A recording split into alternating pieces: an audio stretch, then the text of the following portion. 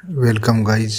हम आए हैं नागदमन, जो अब उसका नाम है स्पीदो। तो स्पीदो जींद जिला का एक शहर है, ये नाग क्षेत्र है, इसमें हम आए हैं। तो आज दिखाते हैं आपको।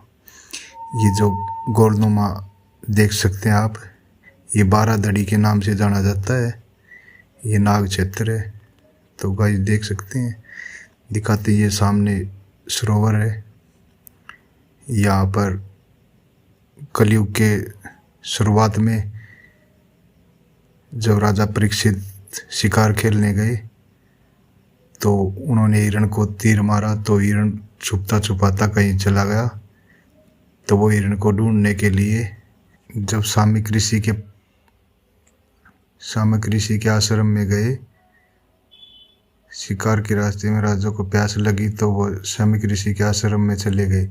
उस समय सामिक ऋषि ध्यान में लीन थे और राजा द्वारा पानी मांगे जाने पर भी उन्होंने कोई उत्तर नहीं दिया। इस पर राजा के मुकुट में बैठे कलयुग ने अपना असर दिखाया और राजा के मन में ऋषि को मृत्युदंड देने का विचार आया, किंतु उसके अच्छे संस्कार के कारण उन्होंने ऐसा करने से खुद को रोक लिया। लेकिन कलयुग के बुरे प्रभाव के कारण उनकी मति भ्रष्ट हो गई और उन्हें एक मरा हुआ सांप सामिक ऋषि के गले में डाल दिया।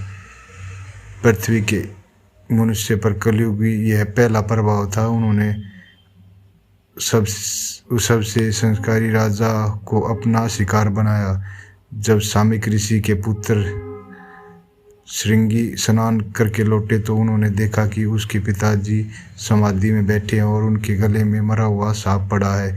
यह देखकर वो बहुत क्रोधित हुए और पता करने पर उन्हें एक राजा द्वारा यह करने के बारे में पता चला। इस पर उन्होंने शाप दिया कि अगले 7 दिनों के अंदर राजा की मृत्यु तक्षक नाग के डसने से होगी। जब सामिक ऋषि का ध्यान पूरा हुआ तो उन्होंने इस बारे में पता चला, तब उन्होंने राजा के पास सूचना भिजवा दी कि वह पूरी सतर्कता बरते। इस पर राजा ने अपने आप को मृत्यु के लिए पूरा तैयार कर लिया था और अपने बेटे को राजा की गद्दी पर बैठा दिया।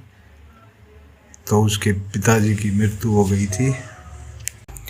जब जन्मजय को इसके बारे में पता चला कि उसके पिता की मृत्यु हो गई है और सर्प के काटने के कारण ही तक्षक सर्प के, तो उन्होंने एक यज्ञ करवाया।